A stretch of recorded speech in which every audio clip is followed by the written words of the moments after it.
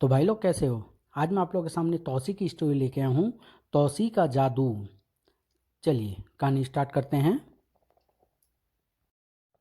कथा आखेट पर्वत से प्रारंभ होती है, जहाँ सर्प देश का वार्षिक उत्सव होता है। आखेट पर्वत एक जहरीले समुद्र के बीच में है और उस तक जाने के लिए पंखधारी सर्प पुल बनाते हैं। यह पुल वार्षिक उत्सव पर ही बनता है और फिर अमावस्या की रात टूट जाता है। तुर्कसेन जादूगर मुंडा को सर्प देश भेजता है, जो अपने जादू से चांदनी रात को अमावस्या में तब्दील कर देता है और पंखधारी सर्प पुल तोड़ देते हैं। उस समय तौसी वार्षिक उत्सव में सम्मिलित होता है। तौसी कालूजिन की मदद से मुंडा को आखेट पर्वत पर ही बंदी बना लेता है और स्वयं नाग बाबा के निर्देशानुसार आखेट के उस मंदिर में प्रवेश करता है, जिसके गर्भ में शेषनाग द्वार तक का रास्ता होता है। तौसी शेषनाग के दर्शन करके 6 शस्त्र लेकर लौटता है। अब तौसी 6 शस्त्रों का धारक है। ये शस्त्र है पकड़ ध्वज, पाणी ध्वज, अदृश्य ध्वज, त्रिध्वज, चुंबक ध्वज, अष्टध्वज। तुर्कसेन की योजना यह थी कि जब तक तौसी आखेट पर्वत पर फंसा है, तब तक वह सर्प देश पर आक्रमण करके विजय पताका फहरा देगा। तौसी अब आखेट पर्वत से न तो जल मार्ग से बाहर निकल सकता है, न आकाश मार्ग से। आकाश मार्ग से तो पंखधारी सर्प आखेट पर्वत से किसी को न अंदर जाने देते हैं, न बाहर आने देते हैं। तौसी अगर वेश बदलकर पक्षी बना तो सर्प उसे नष्ट कर देंगे और तौसी पंखधारी सर्पों का खात्मा करके बाहर नहीं आना चाहेगा। समुद्र में ऐसा विषाक्त जल है कि जो सर्पों के लिए भी जहरीला है और स्पर्श मात्र से मौत निश्चित है। अब तौसी की आखेट पर्वत पर कब्र बन चुकी जादूगर मुंडा ने वह पुल तोड़ दिया है। सर्प देश पर आक्रमण करने का इससे स्वर्णिम अवसर कोई न होगा। कल्प देश का पूर्व सेनापति विगत युद्ध में मारा गया था। अब उसके स्थान पर सेनापति का बेटा कलभद्र सेनापति बन गया। सेनापति कलभद्र, क्या आक्रमण की सारी तैयारियां हो चुकी है? गुप्तचरों की क्या सूचना है? हे महामहिम सम्राट, अब हम बिना युद्ध लड़े ही सर्प देश पर अपनी पताका फहरा सकते हैं। वह कैसे? जब तक सर्प देश में नाग बाबा की शक्ति है, उसे सैन्य बल से परास्त करना संभव नहीं होगा। विगत युद्धों का इतिहास यही बताता है। क्या नाग बाबा सर्प देश के वार्षिक उत्सव में सम्मिलित नहीं है? नहीं, वह पुल टूटने से पहले ही वापस लौट आए थे और आते ही एक दूसरी विपत्ति में उलझ गए, जो हमारे लिए लाभदायक होगी। यह विपत्ति क्या है? G18। यह क्या वस्तु है? G18 पृथ्वीलोक में एक देश है चीन, और चीन की एक असुरी शक्ति का नाम है जी। यह असुरी शक्ति तब से पृथ्वी पर वास करती आई है, जब से पृथ्वी का मानव विकास में आया। G18 इस शक्ति का 18वां अवतार है। G18 में उसके 17 पूर्वजों की 17 शक्तियाँ विराजमान बताई जाती है। इसके सबसे प्रथम पूर्वज इच्छाधारी सर्प के रूप में उत्पन्न हुए थे, जिन्हें चीन में आज भी कुछ लोग ड्रैगन कहकर पूजते हैं और शक्ति का प्रतीक मानते हैं। ओह, परंतु पताल का इन शक्तियों से क्या संबंध सेनापति कालध्वज? यही तो शुभ समाचार है। G18 सर्प देश की सीमा में प्रकट हो चुका है और नाग बाबा से उसकी ठन गई है। इस युद्ध में निसंदेह ही G18 की विजय होगी। तौसी और नाग बाबा की मौत से पहले यह विजय संभव नहीं, और इनके मरते ही सर्प देश हमारी मुट्ठी में होगा। चूंकि सर्प देश इस समय एक असुरी शक्ति से युद्ध कर रहा है, इसलिए पताल के नियमों के अनुसार हम इस युद्ध की समाप्ति तक नया युद्ध नहीं छेड़ सकते। सेनापति कालभद्र, यह सूचना सचमुच महत्वपूर्ण है। क्या हम इस युद्ध का दृश्य देख सकते हैं? अवश्य महामहिम, मैं युद्ध दर्शन यंत्र की किरणें सर्प देश पर स्थित करवाने का निर्देश देता हूँ। तुर्कसेन युद्ध दर्शन मंच पर सर्प देश में मचा हाहाकार देख रहा था। क्या यही G18 है? हाँ महिम, यही है वह शक्ति। सर्प देश में यह आग मेरे पूर्व गुरु, जो दो की शक्ति है, जल में भी आग लगा सकती है। नाग बाबा के आश्रम में G18 ने हमारी बस्तियों में आग लगा दी है। नाग बाबा, सैनिक आखेट पर्वत पर फंसे हैं, मुझे मेघ भेदी शस्त्र छोड़ना पड़ेगा। नाग बाबा के वाणों से सर्प देश में बारिश होने लगी। यह बूढ़ा हर उस जगह बारिश करवाता है जहां मैं आग लगाता हूं। इसका मतलब इस बूढ़े की जीते जी मैं सर्प देश को जलाकर राख नहीं कर सकता। मैं इस पर अपने चौथे महाबली की शक्ति का प्रयोग करता हूँ, जो अपनी शक्ति से पर्वतों तक को उखाड़कर हवा में उड़ा देता था। यह मेरे पाँव को उखाड़ना चाहता है। अगर मैं जमीन के अंदर प्रवेश करके समाधि ले लूं, तो यह तूफान मेरे सिर से गुजर जाएगा। नाग बाबा के जमीन में समाते ही धरती भी समतल हो गई। हैं, कहाँ गायब हो गया? समाधि में। मुझे G18 की शक्तियों का पता लगाना होगा। शायद वह तूफान में तिनके की तरह उड़कर दूर जा गिरा हो। अब मैं सर्प देश के लिए आकाशवाणी करता हूँ। सर्प देश के वासियों, मैं तुम्हें 1 सप्ताह का समय देता हूँ। यदि तुमने G18 की गुलामी स्वीकार नहीं की, तो मैं 1 सप्ताह बाद फिर प्रकट होऊंगा और प्रलय मचा दूंगा।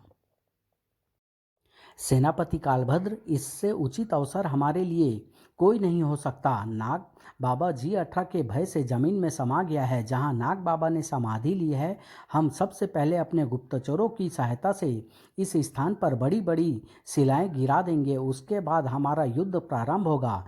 किंतु पाताल के नियमों का क्या उत्तर होगा हमारे पास, राजन? कालभद्र, हमने पहले भी कभी युद्ध नियमों का पालन नहीं किया, किंतु हम यह युद्ध छापामार पद्धति से लड़ेंगे। वह कैसे? गुरिल्ला दल सेना के महानायक पृथ्वी को बुलाया जाए। गुरिल्ला दल के महानायक पृथ्वी को बुलाया गया। गुरिल्ला नामक पृथ्वी कालभद्र को अपनी युद्ध कला की योजना बताओ। आइए सेनापति, मैं आपको अपने कला भवन में ले चलता हूँ। सेनापति कालभद्र पृथ्वी के साथ चल पड़ा। मैं आपको अपने प्रशिक्षण स्थल पर ले चलता हूँ। यह है गोरिल्ला घाटी, जहां मेरे छल कपट युद्ध वाले योद्धा दिन रात प्रशिक्षण प्राप्त कर रहे हैं। खन टन ठठाक। इस घाटी में हमने सर्प देश का कृत्रिम नक्शा बनाया है और हर वह बाधा खड़ी की है जो सर्प देश खड़ा कर सकता है। हमारे योद्धाओं ने पहली योजना यह बनाई थी कि हम सर्प देश में गृह युद्ध की स्थिति खड़ी कर देंगे। इसके लिए हमने सर्प देश के एक गद्दार को अपनी तरफ मिला लिया था। वह पूर्व राजघराने का एक सदस्य है। किंतु विगत रात हमारी एक गोपनीय सभा हुई, जिसमें हमने सारी योजना को नया रूप दे दिया है। वह नई योजना क्या है? हमारे योद्धा सर्प देश के गद्दार की मदद से वहां शरण प्राप्त कर लेंगे और सुरक्षित स्थानों पर छिपे होंगे। फिर हम G18 के सैनिकों के रूप में बस्तियों पर हमले शुरू कर देंगे। हमारा एक दल उस जगह रहेगा जहां नाग बाबा जमीन में समा गया है। अगर नाग बाबा भारी चट्टानों के दबाव से बाहर आएगा, तो हमारे छापामार नाग बाबा की दूसरी समाधि बना देंगे। क्या तुमने सम्राट को सारी योजना बता दी है? नहीं, वह हम उस समय बताएंगे जब हम सब मोर्चा पर पहुंच जाएंगे। हम ऐसी स्थिति पैदा करेंगे कि G18 के आतंक से निपटने के लिए सर्प देश हमारे देश से मदद मांगेगा और इस प्रकार हमारी सेना वैधानिक रूप से सर्प देश में प्रवेश कर जाएगी, जिसका नेतृत्व आप करेंगे। उचित है। पृथ्वी की पूरी योजना से संतुष्ट होकर कालभद्र ने स्वीकृति प्रदान कर दी। आज रात हमारे छापामार सर्प देश में प्रविष्ट हो जाएंगे। सब तैयारी कर ली जाए। सर्प देश की राज्यसभा में मंत्रिमंडल की आपातकालीन बैठक हो रही थी। G18 से जो संकट सर्प देश पर गहराया है, यह आपातकालीन बैठक उसके निवारण हेतु बुलाई गई है। आप अपना प्रस्ताव रखें राजगुरु। आप आप सब लोग मंत्रिमंडल के सदस्य हैं। महामंत्री और सेनापति इस समय आखेट पर्वत पर है। सम्राट तौसी भी वहीं है। ऐसी गुप्त सूचना है कि वे तत्काल यहाँ नहीं पहुँच सकते। एक मायावी जादूगर ने उनकी वापसी का मार्ग काट दिया है। उत्सव प्रारंभ करने के बाद मैं नाग बाबा के साथ पहले ही लौट आया था, अन्यथा हम भी वहीं फंस जाते। हमें विश्वास था कि नाग बाबा के रहते सर्प देश पर कोई विपत्ति नहीं आ सकती, किंतु G18 की भीषण तबाही ने नाग बाबा को समाधि लेने पर विवश कर दिया। हे सर्वश्रेष्ठ सर्पों, अब हमें सम्राट तौसी और नाग बाबा की अनुपस्थिति में G18 का मुंह तोड़ जवाब देना है। इस संबंध में अपने सुझाव रखें। मैं पूर्व राजघराने का एक सदस्य हूँ और इस समय सर्प देश के 8 गांवों का जागीरदार हूँ। जागीरदार त्रिभुवन, बोलो क्या क्या कहते हो? सबसे पहले हमें किसी ऐसे श्रेष्ठ सर्प का चयन करना होगा जो नेतृत्व का बोझ उठा सके। बिना नेतृत्व के कोई भी रणनीति संभव नहीं होती। जागीरदार त्रिभुवन ठीक कहते हैं। मेरे विचार से महारानी अप्सरा को नेतृत्व प्रदान किया जाए। आप लोगों की क्या विचार है? हे राजगुरु, इतना हम में से कोई इतना सक्षम नहीं है कि हम महारानी को कष्ट दें। क्या सम्राट तौसी को हमारी यह हरकत पसंद आएगी? अगर महारानी को कुछ हो गया तो? आप ठीक कहते हैं सकाल, किंतु हम में से किसी योग्य का चयन तो करना ही होगा। मेरे विचार से राज्यसभा में पूर्व राजवंश का एक ही सदस्य है, इसलिए जागीरदार त्रिभुवन को यह नेतृत्व सौंपा जा सकता है। हम सब सहमत हैं। यदि नाग बाबा उपस्थित होते तो यह नेतृत्व उनके हाथ में होता, किंतु अब त्रिभुवन के अतिरिक्त हमारे पास कोई विकल्प नहीं रहा। अतः त्रिभुवन G18 के विरुद्ध सर्प देश का नेतृत्व करेंगे, राजगुरु ने घोषणा कर दी। उधर कल्प देश में गुप्त मंत्रणा चल रही थी। पृथ्वी, क्या तुम जान सकते हो कि सर्प देश में हमारा राजवंशी मित्र कौन है? हे राजन, हमने आधा युद्ध तो जीत लिया, क्योंकि हमारा मित्र त्रिभुवन सर्प देश की बागडोर संभाले हुए है और आज रात हमारे छापामार सर्प देश की सीमा में अपने अपने अपने ठिकानों की ओर रवाना हो जाएंगे। हमने उनके वस्त्र भी G18 के सैनिकों जैसे बनाए हैं। जहां नाग बाबा समाधि लिए थे, वहां हजारों भारी चट्टानों के बीच दबने वाला अब कभी नहीं निकल सकता, और अगर कोई बाहरी ताकत इन चट्टानों को हटाने आई तो तुम्हारा दल उसे रोकेगा। साथ ही नाग बाबा की दूसरी समाधि लगाने के लिए तैयार रहना होगा। नाग बाबा की समाधि स्थल में एक और चट्टान। चट्टानों के दबाव के कारण नाग बाबा का संतुलन बिगड़ रहा था। जब तक मैं G18 की शक्ति का रहस्य नहीं जान जाता, बाहर निकलने की नहीं सोच सकता। किंतु यह कौन है जो मेरी समाधि पर चट्टान बरसा रहा है? निसंदेह G18 ही होगा। ओम नमः शिवाय। मुझे बाहरी शत्रु की गतिविधि जानने और रोकने के लिए कालू जिन्न का प्रयोग करना चाहिए। नाग बाबा सर्प से पुनः इंसानी रूप में प्रकट हो गए। कालू जिन्न, मैं उपस्थित हूँ स्वामी। मैं इस समय समाधि में लीन रहना चाहता हूँ, ताकि G18 की शक्ति का पता लगाकर उनका निवारण कर सकूं, किंतु धरातल पर मेरी समाधि पर चट्टानें लुढ़काकर विघ्न डाला जा रहा है। यह कार्य रुकना चाहिए। हमें बताओ कि यह कौन कर रहा है और इसकी रोकथाम करो। जो आज्ञा स्वामी। कालू जिन इस रोकथाम में लग गया। उधर तौसी ने उसे मुंडा जादूगर को बंदी बनाकर रखने के लिए तौसी के रूप में आखेट पर्वत पर छोड़ा था। मेरे जादू की गुप्त शक्तियां अचानक सुसुप्त अवस्था से जागृत होने का एक ही अर्थ है, वह शैतान जिन्न जादू की परिधि से बाहर है। मुंडा ने अपना जादू जगाना शुरू कर दिया। गुरुम चुरुम गुरुम चुरुम चुरुम चुरुम। जादूगर कैद से आज़ाद हो गया। चल गया जादू, अब मैं अदृश्य हो सकता हूँ। तौसी यहाँ जिन्न को अपने रूप में खड़ा कर खुद कहाँ गायब हो गया। ऐ मेरे जादू चमचमाचम, बता असली तौसी कहाँ है? मंदिर में भगवान शंकर की पूजा करने गया होगा। अब मैं पहले इसे सबक सिखाता हूँ। मैं अपने जब बनाए जादू के घेरे में लेकर इसे उसी प्रकार बंदी बनाऊंगा जैसे इसने मुझे बनाया था। पहले इसके सैनिकों और दूसरे लोगों को यहाँ से बाहर करता हूँ। इस क्षेत्र में ऐसा जादू चलाता हूँ कि यहाँ उपस्थित प्रत्येक सैनिक और अन्यों की हर तरफ आग ही आग नजर आए। आग से हर प्राणी डरता है और भयभीत होकर पानी की तरफ भागता है। ये सब सागर की तरफ दौड़ेंगे और आग से बचने के लिए जल में कूद कर मर जाएंगे, क्योंकि जल जहरीला है। गिले गिले आग लगा दे चुर्रम चुर्र। जादूगर मुंडा अपने जादू से कृत्रिम आग लगाने में व्यस्त था। आग कहीं नहीं लगी थी, पर जादू की आग सबको नजर आने लगी। है आग, इधर भी आग, उधर भी आग, आग ही आग। आग से बचने के लिए पानी की तरफ बढ़ो, समुद्र की तरफ चलो। सम्राट कहाँ है? ऐसी विपत्ति में सम्राट भी नहीं है। आखेट पर्वत पर भगदड़ मच गई। भागो, आग आग। देखते ही देखते मैदान साफ हो गया। अब यहाँ मैं हूँ, केवल मैं, और मेरा जादू तौसी को बंदी बनाएगा। तौसी मंदिर से बाहर निकल रहा था। जादूगर मुंडा तौसी के मार्ग में आ गया। जादूगर मुंडा, यह कैसे मुक्त हो गया? अब मैं अदृश्य हो जाता हूँ। हैं, कहाँ गया? मुझे इंसानी रूप धारण करना चाहिए।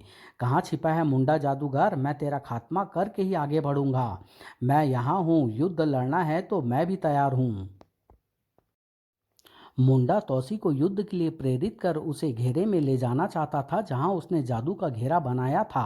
पहले मैं इसके शस्त्र बेकार करता हूँ। मैं तुझे और तेरे जादू का एक ही तीर से उखाड़ फेंकूंगा। हैं, फिर अदृश्य हो गया। तौसी ने अदृश्य ध्वज को याद किया। अदृश्य ध्वज, जाग जाओ, जब तक तुम्हारी शक्ति मेरे पास है कोई जादूगर मेरे समक्ष अदृश्य कैसे हो सकता है। अदृश्य ध्वज की शक्ति जागृत होते ही मुंडा नजर आ गया। ठाक तड़ाक, यह मुझे कैसे देख रहा है और मेरी तरफ बढ़ रहा है। मुझे तुरंत जादू घेरे में कूद जाना चाहिए। तू क्या सोचता है मैं वहां नहीं आ सकता।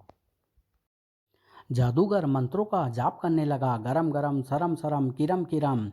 हैं, यह तो संख्या में अनेक हो गए और चारों तरफ घेरा बनाकर खड़े हैं। तू इस घेरे से नहीं निकल सकता तौसी। मेरे जादू का यह घेरा तुझे ऐसी जंजीरों में जकड़ देगा जो तुझे कभी नजर नहीं आएगा। अब तू अपना रूप भी नहीं बदल पाएगा। छू, जब तक मेरा जादू जीवित रहेगा कोई भी बाहर से तेरी मदद के लिए इस घेरे को नहीं काट पाएगा। अब तो मुझे भी जादू चलाना पड़ेगा, नहीं तो यह मुझे बांध देगा। इस जादू के घेरे में तू सारी युद्ध विद्या भूल जाएगा। भूल जा, भूल जा। ऐ मेरे भीतर मौजूद शक्तियों, तुम सब इच्छाधारी हो। मेरे भीतर से बाहर निकलकर मेरी शक्ति धारण करके मेरे चारों तरफ घेरा बना लो। 6 शक्तियाँ पकड़ ध्वज, पाणी ध्वज, अदृश्य ध्वज, चुंबक ध्वज, त्रिध्वज, अष्टध्वज बाहर निकल पड़े।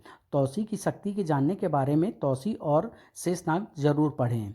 यह क्या है? तौसी तौसी तौसी तौसी तौसी। अब धीरे धीरे इस पर आक्रमण के लिए फैलना शुरू कर दो। आक्रमण। ठाक ठाक, मेरे पास 3 शरीर है। मैं हूँ त्रिध्वज, मैं चुंबक ध्वज हूँ। चिपक जा, चिपक जा। और मेरी अष्टभुजाएं लोहे की तरह काटती है। मैं अष्टध्वज हूँ। बाप रे, यह तो जादूगरों का बाप बन गया। भागो, भाग जा मुंडा। मुंडा के भागते ही जादू का घेरा भी टूट गया। भाग कर कहाँ जाएगा मुंडा? जिस विषाक्त सागर का पुल तूने तोड़ा है वह तो तू भी पार नहीं कर सकता। अब मैं तेरा सिर काट डालूंगा ताकि तुझे कभी मुक्ति प्राप्त ना हो। मुझे क्षमा कर दो तौसी सम्राट। तो बता, यह सब तूने क्यों किया? राजा तुर्कसेन ने मुझे साधा था। मैं तो मंत्रों की तपस्या में लीन था। राजा तुर्कसेन आपको यहाँ फंसाकर सर्प देश पर आक्रमण करना चाहता था। ओह, तब तो मुझे तत्काल सर्प देश पहुँचना चाहिए। जादूगर मुंडा, क्या तुम अपने उस जादू को वापस लेकर काट सकते हो जिसके कारण चांदनी रात अमावस्या की रात बन गई थी? क्या यह फिर से पूनम की रात बन सकती है? क्योंकि पूनम की रात बनते ही पंखधारी सर्प पुल की स्थापना कर देंगे। अगर मैंने ऐसे किया तो मेरी संपूर्ण जादूगरी समाप्त हो जाएगी, मेरे मंत्रों की शक्ति समाप्त हो जाएगी और मैं साधारण अवस्था में पहुंच जाऊंगा। मृत्यु से यह अवस्था उत्तम होगी। तुरंत फैसला करो। मैंने तुम्हें क्षमा किया है तो तुम्हें मेरी आज्ञा का पालन करना होगा। जो आज्ञा सम्राट। अब तो मैं आपका गुलाम हूँ। तो चलाओ जादू। अपने उस जादू को वापस लेकर पूनम की रात में परिवर्तित कर दो। शाम होने वाली है, मैं तुम्हें तीरों से मुक्त करता हूँ। रात होते ही चरम चुरम हरम हरम, जादूगर का जादू टूटे टूटे सारा भरम। बन जा पूनम की रात, यह मेरे जादू की अंतिम रात। अमावस्या की रात पूनम की रात में परिवर्तित हो गई। आखेट उत्सव से भागे सर्प देश के वासी सागर तट पर पहुंच गए थे। हैं, पूनम की रात, चलो पुल बनाओ। हर पूनम की रात आखेट पर हम पुल बनाते हैं जो अमावस्या तक रहता है। पंखधारी सर्प सागर तट की ओर बढ़ने लगे। तौसी भी तट की तरफ बढ़ा। अब पुल बन जाएगा। पंखधारी सर्प अपने काम पर लग गए हैं। तौसी चंद्रोदय होते ही वहां पहुंच गया। सम्राट तौसी जिंदाबाद, जिंदाबाद। सम्राट आ गए। सम्राट के आते ही पूनम की रात। अरे वो देखो, पंखधारी सर्पों ने पुल भी बना दिया। मेरे वीर सैनिकों, सर्प देश पर इस समय खतरे के बादल मंडरा रहे हैं। आगे बढ़ो और खतरे से मुकाबला करो। अब पुल तैयार हो गया है। पृथ्वी के छापामार अड्डे में सूचना मिली है कि आखेट के मार्ग पर पंखधारी सर्पों ने पुल बना दिया है। हैं, यह कैसे हो गया? सूचना पक्की है। सभी छापामारों से कहो कि पुल पर ही तौसी को रोकें और अपने आक्रमण से पुल तोड़ डालें। छापामारों की दिशा आखेट पर्वत का पुल था। उधर तौसी अपने नागरिकों को विषाक्त सागर पार करवा रहा था। हैं, आक्रमण। अचानक हुए आक्रमण से सर्प देश के वासी और सैनिक पुल से विषाक्त सागर में गिरने लगे। हम पुल से इस हम पुल से इस तीन तरफ आक्रमण का उत्तर नहीं दे सकते, इसलिए सब लोग आखेट के तट पर रुके रहो, मैं अकेला उस पार जाता हूँ। तौसी ने पक्षी का रूप धरा और आकाश मार्ग से दूसरी तरफ पहुँच गया। मुझे सुबह होने से पहले यह युद्ध समाप्त करना होगा। धड़ाक ढिसूम धड़ाक। तौसी के पराक्रम के सामने छापा मारों के पांव उखड़ने लगे। चलो मेरे 6 रूपों बाहर आ जाओ, इन छापा मारों को छिपी जगह से निकाल फेंको। भागो, यह तौसी नहीं जादूगर तौसी है, हर जगह तौसी ही तौसी। सुबह पृथ्वी के खेमे में गुप्तचर सूचना लेकर पहुंच गया। क्या सूचना है? तौसी के पराक्रम के सामने छापा मारों के पांव उखड़ गए, उनमें से कोई भी पुल तक नहीं पहुंच पाया। जो बचे रहे वे मैदान छोड़कर भाग खड़े हुए। वह जादू की ताकत से लड़ रहा है। हमने वहां 7 तौसी देखे हैं। कुछ भी हो, हम सर्प देश में बगावत करके ही वापस लौटेंगे। अब हम G18 की सेना बनकर गृह युद्ध भड़काएंगे। ये तक कहानी यहीं समाप्त होती है। बहुत जल्द आप लोग के सामने लेके आऊँगा तौसी और G18। धन्यवाद।